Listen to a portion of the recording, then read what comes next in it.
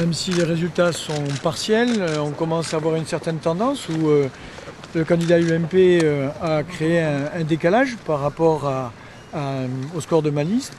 Le premier enseignement, c'est qu'il a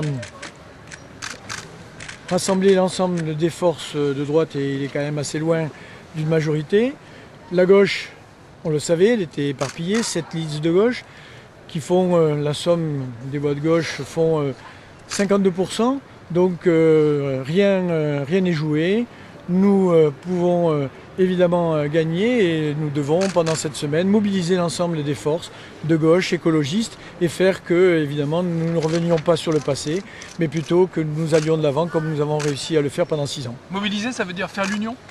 Oui, il faudra faire l'union puisque l'ensemble des forces de gauche font 52%, donc il n'y a pas de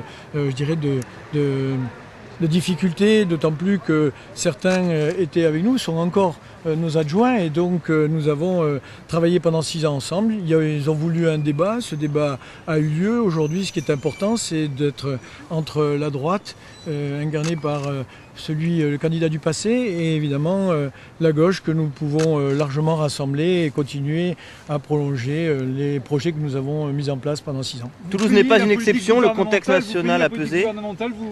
Vous semble Là, il faudra voir nationalement, parce que soit il y a un mouvement national, et auquel cas, je crois qu'il faut avoir une analyse globale pour le dire. Mais en ce qui nous concerne, on a toujours dit qu'il y avait un véritable débat local. Ce débat a eu lieu sur un certain nombre de projets, et donc il n'y a pas de raison aujourd'hui, tout de suite, comme ça, de dire que nous payons une politique nationale.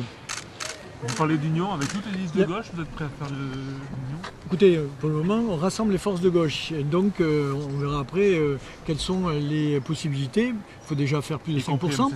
Il faut déjà faire plus de 5%. Donc, demain matin, on verra quand on aura les résultats définitifs. Mais tout de même, plus d'un Toulousain un Toulousain sur deux n'a pas voté. Le contexte national n'a pas pesé à Toulouse pour vous ?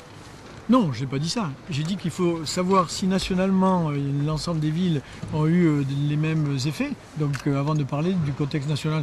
Non, ce qu'il y a, c'est que nous avons une diminution des abstentionnistes de 4 points. Nationalement, il a diminué de 6 points. Donc on n'est pas autant impacté que nationalement. Mais c'est vrai qu'il y a quand même un véritable problème de l'abstention. Mais ça, je crois que vous en avez parlé pendant 3 mois. Donc vous n'êtes pas étonné.